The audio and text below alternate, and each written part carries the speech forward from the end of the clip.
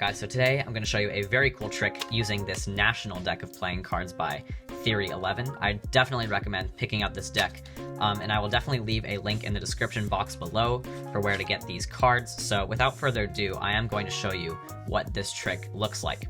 So if I had a spectator, I would tell them that I actually need their help to help me find 4 specific cards. So we're going to go through the deck first, and I'm actually going to ask the spectator to tell me when to stop cutting little packets. So let's say they said stop right there, all right? So they said stop right over here, and I've actually asked a lot of people this question. So when I say the 4 queens, for example, what's the first queen that you think of? Now, 75% of people, when I ask them this question, they say the Queen of Hearts.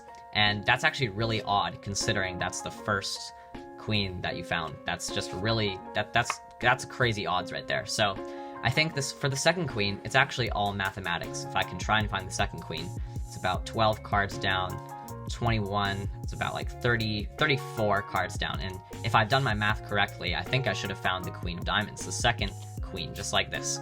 So it would be sort of a cool trick if I fanned out the cards and said, all right, I think the Queen of Clubs is right here, Queen of Spades is right there. All right, watch this, 1, 2, 3.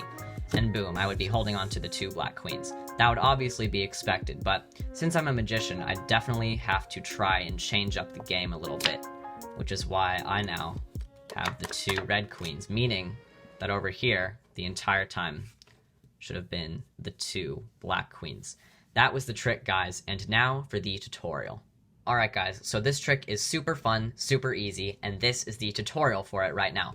So all you're going to need for this trick is any 4 of a kind that you wish. So I'm just going to use the 4 queens, and I set them up in chased order. Now if you don't know what chased order is, it just means clubs, hearts, spades, diamonds, from top to bottom, just like this. So you have clubs, hearts, spades, diamonds, just like this, alright? So this is the order that you want, and you're going to place the 4 cards on top of the deck, alright? So now you can place the cards inside of the box, and then you can walk up to your spectator, take the cards out of the box. You can give them a little shuffle if you would like to. Just make sure to retain the top 4 cards on top, because you don't want to lose those in the deck. Basically, you're going to explain to the spectator that you want them to help you find 4 of a kind, and you don't want to explain which 4 of a kind quite yet, and I'll get into that a little bit. So basically, you're going to force just the top half of the deck any way you'd like. So you can use a riffle force. You can say, all right, I'll let you call out stop whenever you'd like. They can call out stop whenever they want.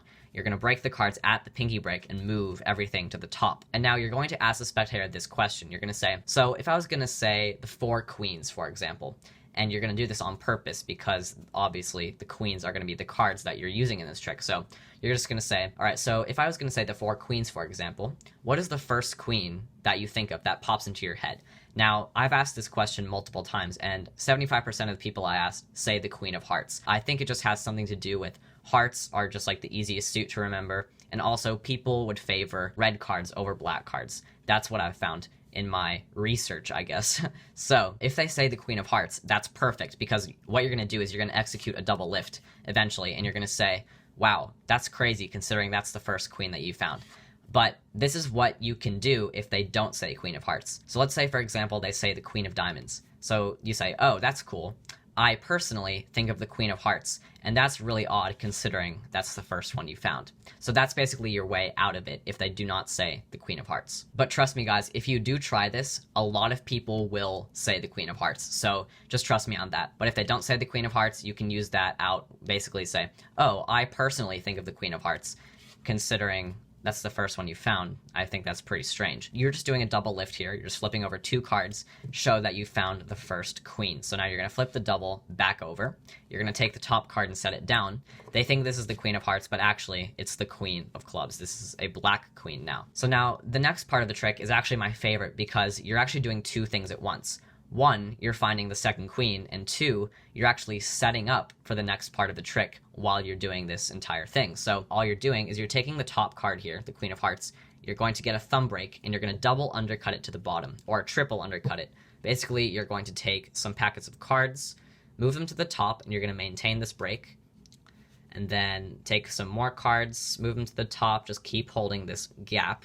Take some more cards. Just, you can do as many packets as you want, but eventually you're going to take all the cards below the break and then move them to the top. And basically what you've done is you've moved the Queen of Hearts to the bottom. That's all you've done. So basically you've just taken the Queen of Hearts from the top, moved it to the bottom. And I know, guys, you're cutting cards, but really you're not altering the order of the cards at all. The dialogue for this part goes something like this. So you're going to get a thumb break underneath the queen, and you're going to say, so this next part is all mathematics to find the next queen. So that's about 12 cards down, about 21 cards down, that's about 34 cards down. And you guys can make up whatever numbers you want, but basically you're just double undercutting that queen to the bottom.